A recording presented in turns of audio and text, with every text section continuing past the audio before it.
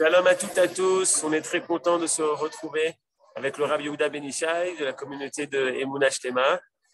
Et Baruch Hashem, on va parler de Parashat Korach et effacer les différences. C'est le titre de ce cours. Bechavod, Arabe, vous pouvez ouvrir votre micro. On est là pour vous écouter. Bechavod. Alors, comme Aaron vient de nous l'annoncer, donc évidemment, on va parler de la paracha de Korach. A priori, l'intention de Korach n'est pas très claire. Il semblerait qu'il soit animé de jalousie et qu'il n'est pas content qu'on ait donné à Aaron le rôle de Kohen Gadol et qu'une autre famille de Lévi'im reçoive un rôle plus essentiel, faisant la liste de ceux qui l'ont précédé dans les rôles qui ont été impartis. Korach se sent lésé. Ça, c'est une thèse qui peut se vérifier. Est-ce que Korach a été lésé? Mais quand on approfondit ce que Korach prétend, on s'aperçoit qu'il essaye de présenter sa requête, sa demande, son exigence, comme n'étant pas du tout quelque chose de privé. Il ne se met pas comme étant le sujet de la querelle. Korach va prétendre qu'il est venu, en fait, plaider au nom de tout Israël. Et c'est pour ça qu'il va rassembler tout le peuple lors de cette querelle, et c'est en présence du peuple qu'il va faire ce discours. Alors, cette méthode démagogique est une méthode qu'il est important de connaître. Quand quelqu'un va réussir à soulever l'opinion publique, il est persuadé qu'il pourra arriver à ses fins. S'il ne présente sa demande que comme une demande personnelle, alors on lui fera remarquer qu'il y a peut-être des personnes qui conviennent mieux au rôle que lui veut assumer. Mais si quelqu'un veut arriver à ses fins, en général, il va essayer de ramener à lui toute l'opinion publique et il va tenter de prétendre qu'il mène le combat des autres. Et c'est pour ça que Korach ne va pas se contenter de se présenter devant Moïse, notre maître, de faire part de ses doléances, de ce qu'il réclame. Et ça, dans la Bible, c'est arrivé. Prenons un autre exemple. Par exemple, les filles de Tzlophrad qui ont entendu que la loi était que les garçons héritaient de l'héritage de leur père, quand elles se sont senties lésées à ce niveau-là, se sont présentées devant le Beth Din de Moshe Rabbeinu. Et elles ont réclamé leur part dans l'héritage qui était prévu en Eretz Israël, bien que leur père, finalement, ne soit pas rentré en Eretz Israël. Tzlophrad avait 5 filles. Et si la loi n'était restée que selon ce qui avait été enseigné au début, a priori, elles n'auraient pas bénéficié de la part de leur père Tzlophrad, qui devait recevoir une double part, Donc, on a le droit de se présenter devant les sages, devant les dayanim, les rabbanim, et de dire qu'on a peut-être ignoré nos propres droits. C'est quelque chose qui est absolument légitime. Il n'y a aucun problème à ce niveau. Et on remarque que c'est arrivé. Je vous ai donné un exemple, l'exemple des Bnot Tzlofchad que l'on va rencontrer bientôt dans la paracha de Pinchas, mais en fait, c'est arrivé plusieurs fois. C'est arrivé plusieurs fois dans le désert. Rappelons-nous l'histoire des enfants d'Israël qui, étant impurs, sont venus trouver Moshe Rabbeinu et ont réclamé la possibilité d'offrir le Korban Pessah, l'agneau pascal, parce qu'ils avaient raté cette possibilité étant impurs lors de la date de Pessah. Moshe Rabbeinu a entendu leur demande. Moshe Rabbeinu a présenté leur requête devant Dieu. Il n'a pas ignoré, il n'a pas méprisé cette demande. Au contraire, grâce à cela, sont apparues de nouvelles lois. On a eu Pesach Sheni. Les Bnot Tzlofchad vont pouvoir avoir leur part en Eretz Israël. Mais Korach ne suit pas cette route. Korach aurait pu se présenter devant Moshe Rabbeinu, devant le Sanhédrin, et expliquer pourquoi il pensait qu'il avait été lésé, que lui revenait peut-être un rôle plus important. Tout ça pouvait se vérifier devant les instances qui avaient le droit de traiter de ce problème. Mais Korach commence par avancer une thèse qui remet tout en cause. Et c'est ça qu'il est important de comprendre. Les véritables querelles sont les querelles où on prétend que tout ce qui existe ne peut pas résoudre les différends, ne peut pas résoudre les querelles. Si quelqu'un se présente en disant « Écoutez, j'ai un différend avec quelqu'un, mais je refuse l'idée même qu'il y ait un tribunal qui puisse juger de cela », en fait, son idée n'est pas de réclamer ses droits. Son idée est de tout remettre en cause. Et on va essayer aujourd'hui de comprendre ce que Korach veut remettre en cause. Mais auparavant, je voudrais quand même vous citer le verset. Le verset qui va servir d'axiome à Korach pour ne pas accepter ce qui a été établi, ce qui a été décidé, les rôles qui ont déjà été impartis. Vayikalu al Moshe ve'al Aaron, je suis au chapitre Tetzain 16, au verset 3, Gimel. Vayikalu al Moshe ve'al Aaron vayomru alehem. Rav lachem, ki kol ha'eda, kulam kedoshim, ubetocham Adonai, umadua titenaseu al ke'al Adonai.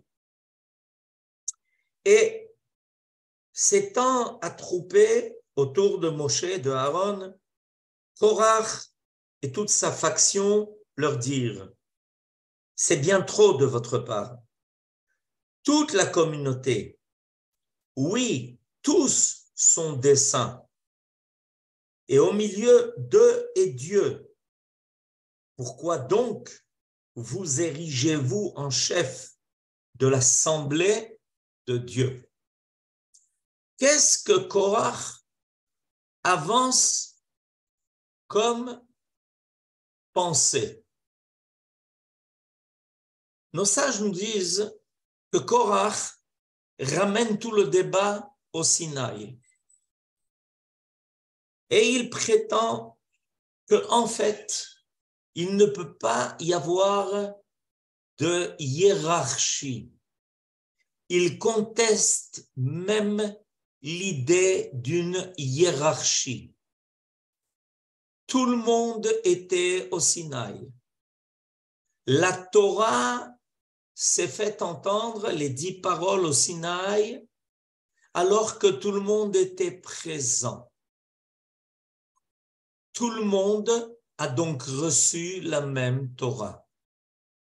Donc tout le monde a le même degré. Tout le monde a les mêmes droits. Il y a une égalité, non pas seulement de droits, mais une égalité de niveau.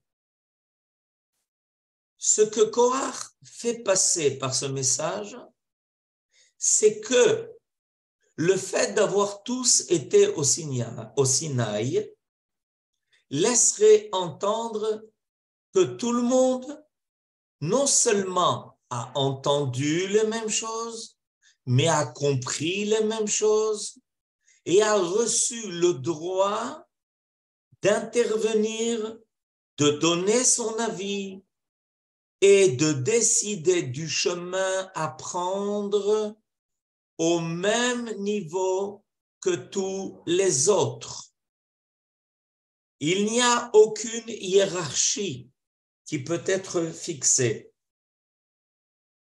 Korach, pour pouvoir obtenir ce qu'il désire, décide de tout casser. Il décide de tout remettre en cause. Il décide de prétendre qu'il n'y a aucune différence de niveau.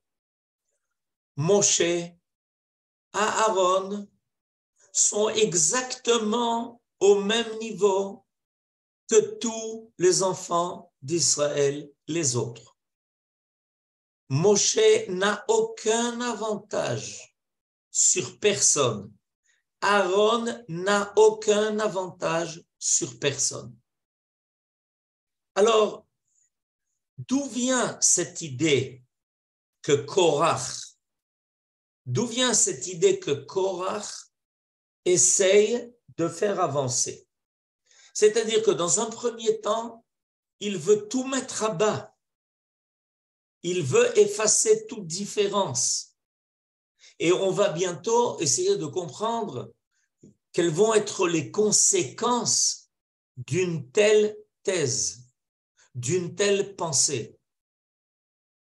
Combien il va y avoir ici quelque chose de nuisible qui va se développer dans le temps, à travers les générations, à travers l'histoire des hommes. Et combien ce que nous vivons aujourd'hui est le résultat en ligne directe de cette pensée. L'effacement de toute identité, de toute différence. Et finalement, l'effacement de toute image humaine. En fait, Korach, pour essayer de faire avancer sa théorie, nous ramène au début de la création, en nous laissant penser que puisque ce qui a précédé la création était d'une unité absolue, tout ce qui va en découler après l'acte créatif du Créateur a exactement le même niveau. Tous émanant de la même source, tous les êtres créés ont exactement le même niveau. Et j'insiste, non seulement tous les hommes, mais tous les êtres créés. C'est-à-dire que quand on pousse la théorie à l'extrême, il n'y a pas de véritable différence entre les hommes, les animaux et les autres êtres créés. Tous découlent d'une seule et même source. Donc, tous toute la création porte en elle l'idée de quelque chose d'égal. Voilà l'idée que Korach essaye de faire avancer. Maintenant, qu'est-ce qui se cache derrière cette théorie? Ce qui se cache derrière cette théorie, c'est l'idée que Dieu, non seulement est le créateur, mais qu'il continue d'être présent dans la création. Et que dans le cadre de la présence divine dans la création, Dieu non seulement est l'origine et une seule et même origine de tout, mais il est aussi celui qui va graduer l'apparition des êtres créés. C'est lui qui, présent dans la création, va décider des niveaux de la création. Pour ça, nous allons reprendre le récit de la création. Quand nous prenons le récit de la création, c'est-à-dire Bereshit, le chapitre 1, jusqu'au verset 5, on a l'idée que la création n'est qu'une seule et même chose. C'est-à-dire que tous les êtres créés sont au même niveau, à tel point, je vous lis le dernier verset, le verset 5 du chapitre 1, « Vayikra Elohim laor yom, velachosher kara laila, vayerev vayiboker yom, echad. » Pas yom rishon, yom echad. Tout n'est que un. La lumière qui apparaît dans le monde le premier jour de la création est une lumière d'unité, d'unicité. Et à partir du verset 6, Vav, tout change. Vayomer Elohim, yehi rakia betoch hamayim, vayi mavdil ben mayim la mayim. Dieu dit qu'un espace s'étende au milieu des eaux et forme une barrière entre les unes et les autres. Et là, on rencontre la première fois le mot mavdil, Havdalah. Dieu différencie. Il différencie les eaux d'en haut des eaux d'en bas. Et à partir de là, le mot de Havdalah ne va pas arrêter d'apparaître. Vayas Elohim et Arakia, Vayavdel, Ben Amayim Asher mitachat l'Arakia, ou Ben Amayim Asher me'al l'Arakia. Dieu différencie les eaux qui sont en dessous des cieux et les eaux qui étaient au-dessus. Et on continue. Il y a à ce moment-là l'idée de la Havdalah qui apparaît. Et donc, dans la création apparaît le principe de la différenciation. Or, Korach a voulu ignorer cette idée de différenciation. Il a voulu nous ramener à un monde où il n'y avait aucune différence,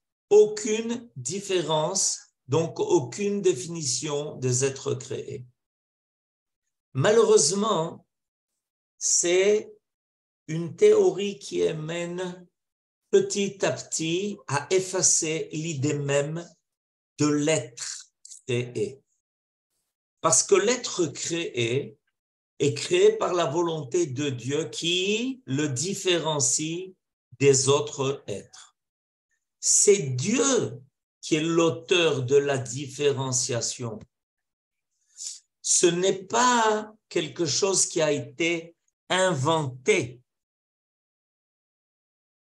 qu'il n'y a rien, ce n'est pas les hommes qui ont inventé une égalité aveugle qui ignore l'identité divine. C'est Dieu qui crée l'homme à l'image de Dieu et non les animaux à l'image de Dieu. Les animaux ont leur place, différenciés des hommes.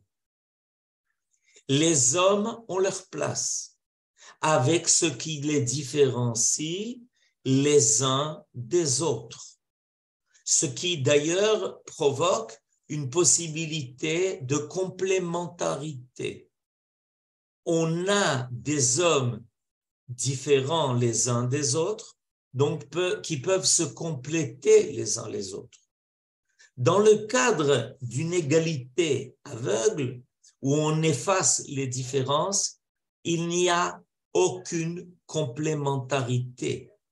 Puisque tout le monde est égal à l'autre, on est dans un monde qui est molécularisé, atomisé. Chaque être n'existe que par lui-même, que pour lui-même. Il n'a rien à compléter chez l'autre, il n'a rien à être en lui-même, être complété. Il vit comme une cellule toute seule, qui est complètement isolée. On est dans le monde qui est ramené à quelque chose où le monde ressemble à un amas de grains de sable. Chaque grain n'existe que par lui-même, pour lui-même. Il ne complète en rien l'autre grain. Et remarquez quelque chose d'intéressant dans le verset que je vous ai cité. C'est que Korach commence par dire quelque chose qui semble vrai en disant Ki kol ha'eda kulam. Ki kol ha'eda. Ha'eda, ça veut dire la communauté. Ça veut dire la collectivité. Mais ensuite, il continue par un pluriel. Ki kol ha'eda kulam kedoshim. Il commence par le mot Eda au singulier et il continue par le pluriel. Sans que les gens ne se rendent compte, il arrive à faire passer un message. Comme si Kulam Kedoshim, c'est la définition de la Eda. Il aurait dû dire Ki kol ha'eda Kula Kedosha. Toute l'assemblée, toute la collectivité est Kedosha, est sainte, parce que la collectivité, elle, a précisément la force de réunir des gens qui sont différents et d'arriver à les unifier et non pas à les rendre, évidemment, effacés dans la foule. Chacun amène sa particularité. Dans le cadre de la société, il y a des hommes, il y a des femmes, il y a des gens âgés, il y a des enfants, il y a des gens qui ont des facultés pour tel domaine, il y a d'autres personnes qui ont d'autres facultés, il y a qui ont des dons pour la musique ou pour dessiner, il y a d'autres qui ont des dons pour écrire et d'autres pour enseigner. C'est ça l'idée de la Kedusha, de la collectivité, de l'assemblée. Mais Korach a voulu faire passer l'idée que Kol ha'eda kulam kedoshim. Ça veut dire quoi? Ça veut dire que je peux rencontrer une égalité de Kedusha au niveau de tous les individus. C'est faux. C'est pour ça qu'on a besoin du minyan, parce que le minyan fait apparaître l'idée que précisément la collectivité, elle, peut faire apparaître la kedusha. Mais au niveau individuel, il y en a qui sont plus kedoshim et d'autres qui le sont moins. Ça dépend de leur travail, ça dépend de leur proximité à Dieu. Ça dépend de leur volonté, ça dépend de leur courage, ça dépend de leur façon de se réaliser. Ça dépend de décider aussi si je veux m'approcher ou m'éloigner.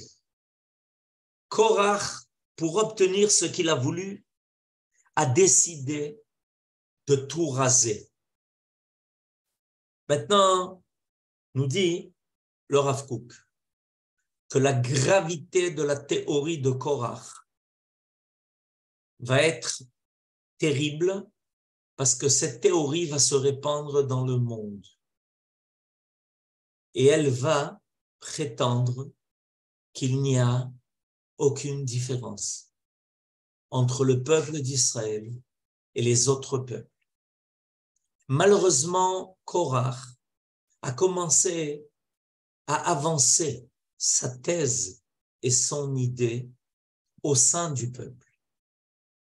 Mais les idées qui sont apparues au sein d'Israël vont bientôt s'évader et elles vont commencer à circuler dans le monde entier.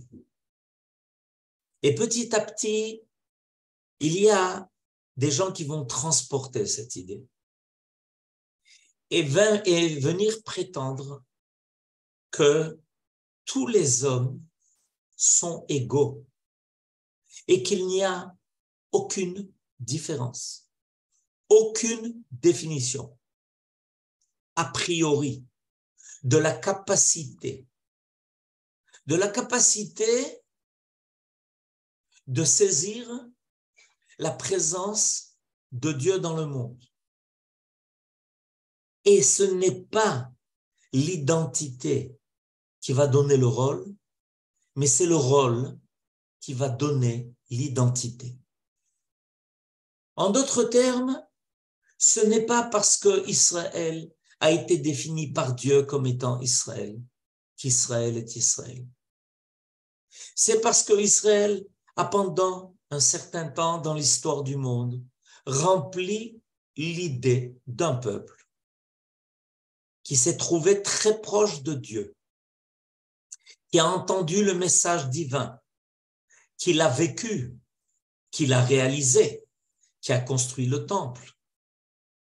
Mais qu'à un moment donné, ce rôle va passer à quelqu'un d'autre. L'identité d'Israël n'est pas éternelle. Et si quelqu'un décide de remplir ce rôle, alors il pourra à nouveau prétendre que maintenant il endosse l'identité d'Israël. Ce n'est pas l'identité définie a priori qui va déterminer le rôle, c'est le tafkid que l'on a choisi qui va le déterminer. Et quand Israël a fini de remplir son rôle et qu'il va partir en exil, il va perdre son droit, il va perdre sa qualité, il va perdre son identité et il va même perdre la Torah. La Torah peut maintenant être changée. Arrive quelqu'un qui veut remplir le rôle d'Israël, mais puisque il est nouveau, il a le droit aussi de faire apparaître une nouvelle loi. La loi d'Israël n'a plus sa place sur terre. Avec la disparition d'Israël, disparaît aussi sa loi.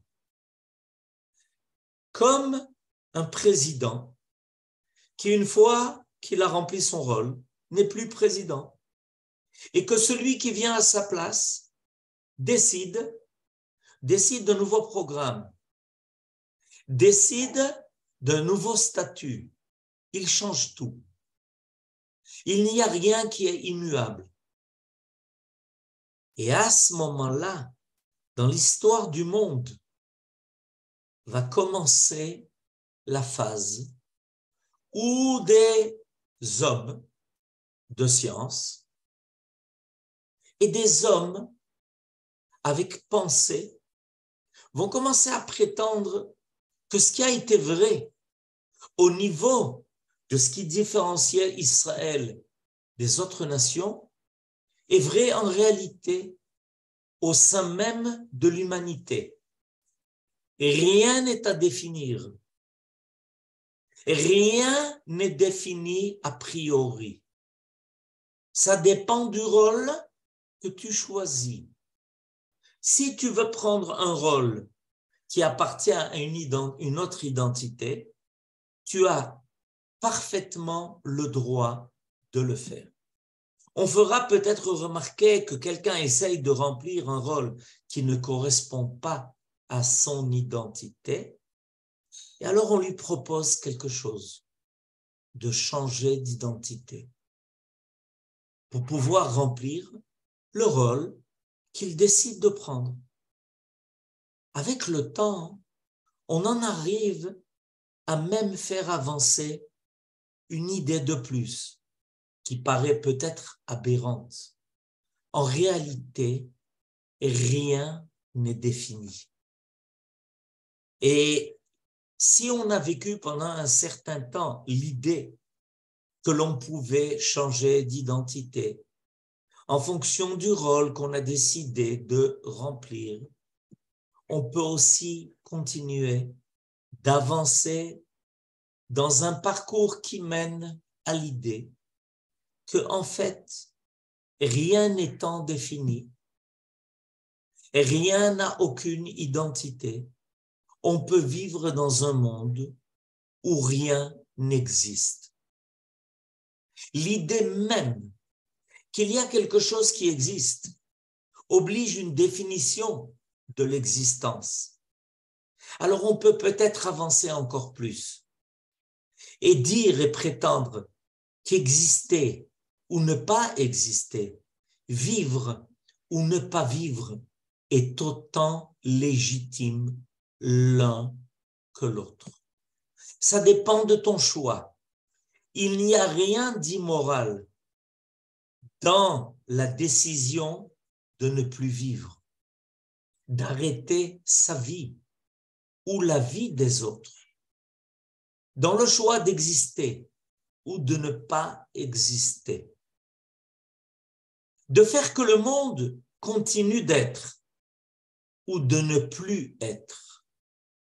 À partir du moment où j'ai intégré cette philosophie, et cette philosophie se nourrit d'elle-même par ses propres idées, on peut aussi arriver à l'idée que puisque c'est nous qui décidons, nous pouvons aussi décider à la place de Dieu, de l'existence, de l'être, de la présence d'un monde, ou peut-être que ce monde nous dérange et qu'on peut penser qu'on peut aussi le supprimer. Quand on frôle cela, alors évidemment, a priori, on semble un peu surpris.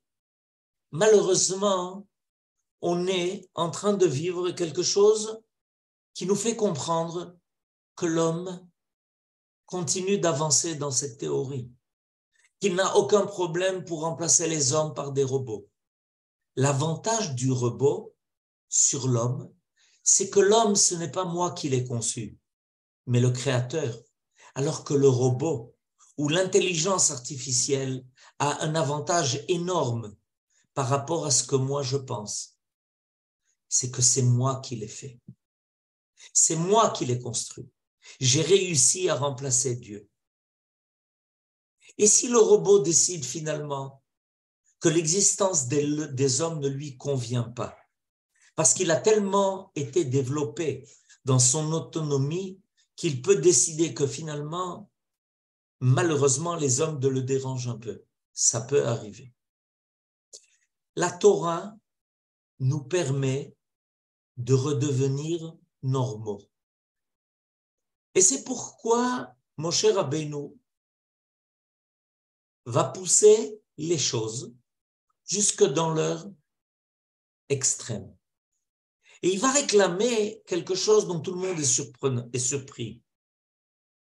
Il réclame de Akadosh Baruch Hu que la terre s'ouvre et engloutisse Korach. L'idée n'est pas que Korach soit englouti. L'idée est que Korach soit englouti avec ses idées. Et pourquoi?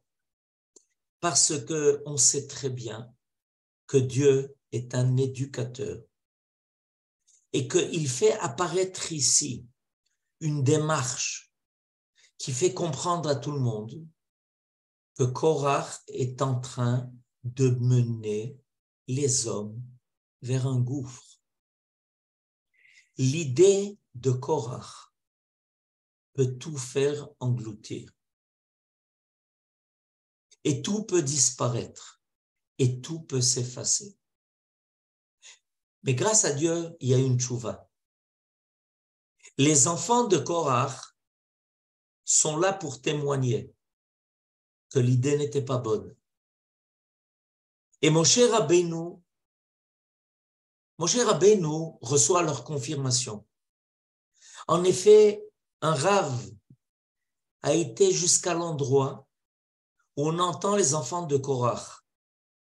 Ils se font entendre du puits profond des entrailles de la terre. Et une voix, quand on l'entend, cette voix fait dire la chose suivante.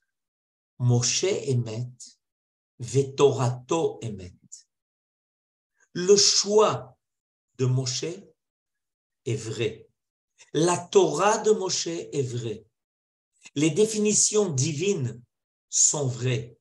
Elles ne sont pas des illusions. Elles ne sont pas quelque chose qui ont été inventées par l'homme. C'est Dieu qui, dans la différentialité, amène la possibilité de la complémentarité, donc de l'unité, donc de la retrouvaille du divin. Le fait de vouloir effacer toutes les différences efface l'existence même. Et évidemment, la façon dont Korach a été puni vient nous le rappeler, vient nous le montrer. Il n'y a plus rien qui existe. Et c'est ça qu'il faut évidemment éviter. Alors, Kol Haïda Kdosha, la collectivité, l'Assemblée d'Israël, porte en elle toujours la Kdusha du Sinaï. Les individus, eux, doivent trouver leur place dans la collectivité, avec leurs différences, pour chacun amener sa richesse, sa force, ses dons, ses efforts, son travail, sa tchouva, sa Torah, ses mitzvot, pour compléter ce qui manque chez l'autre et retrouver un Dieu qui est un Dieu unique. Shabbat Shalom. Toda Rabba Rav, Shabbat Shalom. Comme d'habitude, c'est toujours très lumineux vos enseignements. Et vous allez maintenant pouvoir ouvrir les micros. Et non, toujours pas. Voilà. Toda Rabba Rabben Ishai, Shabbat Shalom les Koulam. Shabbat Shalom. Toda Rabba. Shabbat Shalom. Shabbat Shalom. Toda Rabba. Toda Rabba. Shabbat Shalom. Shabbat Shalom à tous et à toutes. Vraiment, Shabbat Shalom.